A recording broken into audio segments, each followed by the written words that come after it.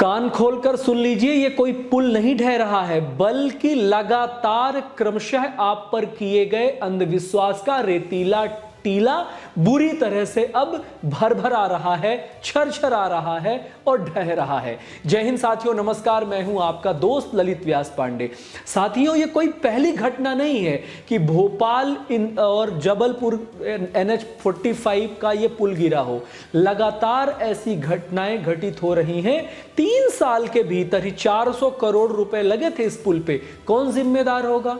किसके ऊपर इंक्वायरी होगी? आखिर कौन इसमें ब्लैक लिस्टेड होगा? कोई भी नहीं होगा। लगातार ये पुलें या तो अनियंत्रित तरीके से बनाई जा रही हैं, या अमानक तरीके से बनाई जा रही हैं, या फिर इनमें वो स्टैंडर्ड क्वालिटी का सामान इस्तेमाल नहीं हो रहा है। हमें तो बिल्कुल बहुत हमारे आंखों के सामने वो टिचकुले एंड टिचकुले कंपनी एक मूवी आई थी ना, पूरी तरह से वैसी ही घटना घटित होती हुई दिखाई दे रही है। अब आप कहेंगे कि कलमड़ी का भी पुल गिरा था, कांग्रेस के जमाने पर भी बहुत सारे पुल गिरते थे, तो आपको किस लिए लाया गया था? क्या वही रिपीट टेलीकास्ट कराने के लिए लाया गया था? प्रयागराज में कुंभ का मेला लगता है, वहां पर आपकी पुल गिर जाती है, करोड़ों लोग गंगा के रेत के नीचे दफन हो जाते हैं, पता नहीं चलता है। लेकिन आपके ताकत के आगे, आपकी शक्ति के आगे, आपकी चकाचौंध के आगे कोई भी न्यायिक जांच नहीं हो पाती है। भोपाल में पुल बनता है, भोपाल में 90 डिग्री बना देता है। कौन सा इंजीनियर ऐसा है, कौन सा सुपरवाइजर ऐसा है? मैं तो रिसर्च कर रहा था, तो मैंने पाया कि कम से कम 4-5 लेयर की रिसर्च होती है, उसके बाद जाकर के वो पास होता है।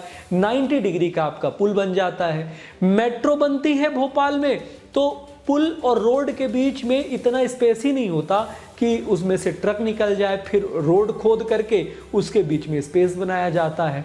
हर रोज रोड बनाई जाती है, फिर खोदी जाती है, फिर उसमें केबल बिछाई जाती है, फिर कुछ याद आता है, फिर खोदी जाती है। हर साल 1 साल के भीतर जो लोकल रोडें बनाई जाती हैं वो उखड़ जाती हैं। गांव क्षेत्र के स्तर में तो कोई जांच पड़ताल करने वाला है ही नहीं। नेशनल हाईवे में जब आपकी ये दुर्दशा है, तो किस प्रकार के सुशासन, कैसा सुशासन? एक विभाग करप्शन से एडी से लेकर के चोटी तक लिफ्ट है, केवल और केवल करप्शन चल रहा है। तो यही काम तो कांग्रेस के जमाने में भी होता था, यही काम आपके भी जमाने में हो रहा है। तो आखिर वो जो बदलाव, जिस बदलाव के लिए आपको लाया गया था, वो बदलाव दिख कहाँ रहा है? क्या केवल मीडिया कवरेज में, जो खरीद फरोख्त करके मीडिया में कवरेज कराया जाता है, या फिर आप पर सवाल उठा देने से कोई देशद्रोही हो जाता है? तो कर दीजिए मुकदमा, अपने वोटर्स के ऊपर भी कर दीजिए मुकदमा। ऐसे नहीं चलेगा, जिम्मेदारी लेनी पड़ेगी।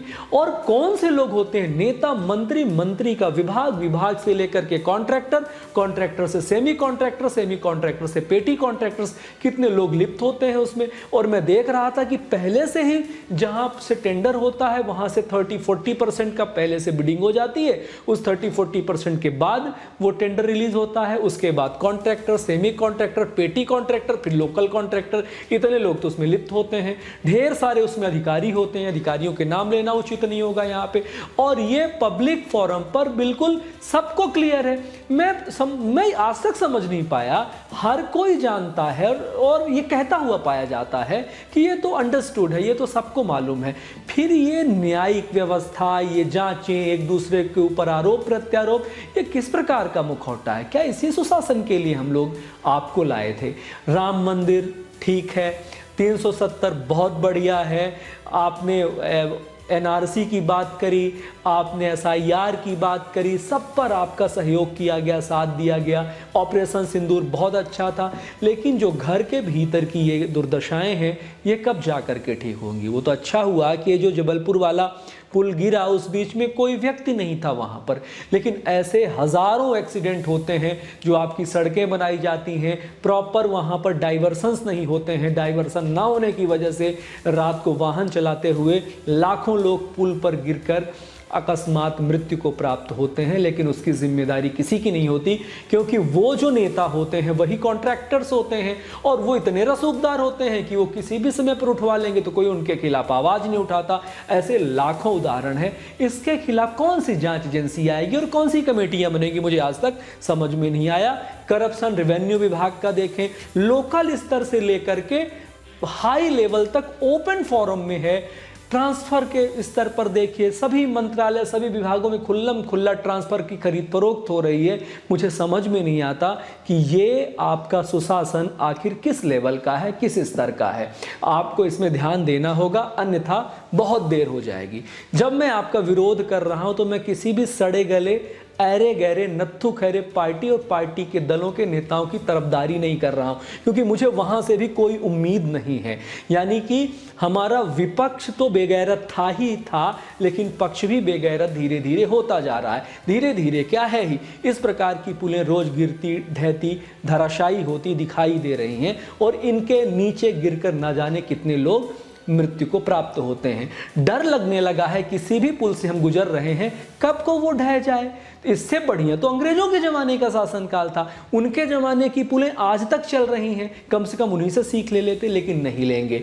ऐसा नहीं होगा तो दोबारा कैसे दूसरी पुलें बनाई जाएंगी, दूसरी सड़कें बनाई जाएंगी, कैसे उनके जरिए अपना घर, अपना पेट भरा जाएगा। तो ये बहुत संवेदनशील मुद्दा है, और ये ऐसे ही अनायास तरीके से जाया नहीं होना चाहिए। अगर समय रहते आपने इस पर संज्ञान नहीं लिया, कोई कॉन्क्रीट लेवल पर इस पे नियम नहीं बनाए, तो ऐसा तो चलता रहेगा। लोग कहते हैं कि जो लोग चुनाव मैनेजमेंट करते हैं, नेता, विधायक, मंत्रियों का, लास्ट में गुणवत्ता को दरकिनार करते हुए उन्हीं के लोगों को कॉन्ट्रैक्ट दिया जाता है। यहाँ तक कि पेटी कॉन्ट्रैक्टर्स के लिए भी नेताओं के द्वारा सिफारिश की जाती है कॉन्ट्रैक्टर्स को कि आप जो अन्य काम दें वो इन पेटी कॉन्ट्रैक्टर्स को दें, क्योंकि इन्होंने हमारे चुनाव मैनेजमेंट में हमारी मदद की है। कुल मिलाकर के तू मुझे कबूल, मैं तुझे कबूल के आगे कुछ भी नहीं चल रहा है। तो इस प्रकार के जो हमारे हादसे हो रहे हैं, वो हादसे हमारे जीवन का भिन्न हिस्सा हैं। कीड़े मकोड़ों की तरह हम लोग, जो आम जनता हैं, वो मरने के लिए तैयार रहें, और ईवीएम में जाकर के कमल के सामने, हमें कमल के निशान के सामने बटन दबाना है। चूं करके एक बार फिर मोदी सरकार, एक बार फिर मोहन सरकार, और एक बार फिर बीजेपी, भारतीय जनता पार्टी, एक बार फिर कांग्रेस को भी लाएंगे तो क्या ही फायदा होगा। वो भी आते से ही ट्रांसफर की खरीद फरोख्त करेंगे, और जो उधर अधिकारी उनको दे रहे थे जितना परसेंट, वही अधिकारी इनको देने लगेंगे। कि जब तक कि व्यवस्थाएं नहीं बदलेंगी, तब तक चाहे नागनाथ को लाइए, चाहे सांपनाथ को लाइए, स्थिति एक जैसी ही रहनी है। इस स्थिति में कोई बहुत ज़्यादा बदलाव नहीं होना है।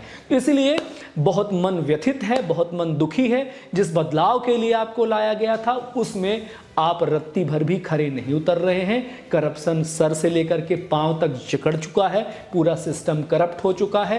केवल और केवल खेल चल रहा है, एक दूसरे को तू मुझे कबूल, मैं तुझे कबूल, बात खत्म। फाइनली हमारी बात अगर आपको बुरी लगती है तो बुरी लगनी चाहिए, क्योंकि मैं बुरे लगने के लिए बोल रहा हूं।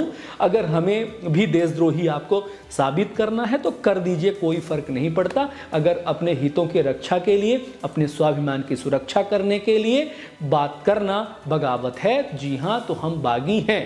कुल मिलाकर के आप लोगों नहीं सुधरेंगे तो इस प्रकार की बातें होती रहेंगी। फिर जय हिंद, जय भारत, वंदे मातरम। ख्याल रखिए अपना, सतर्क रहिए, तभी बच पाएंगे, अन्यथा बचने का कोई चांस नहीं है। बहुत बहुत धन्यवाद करते हैं आपको।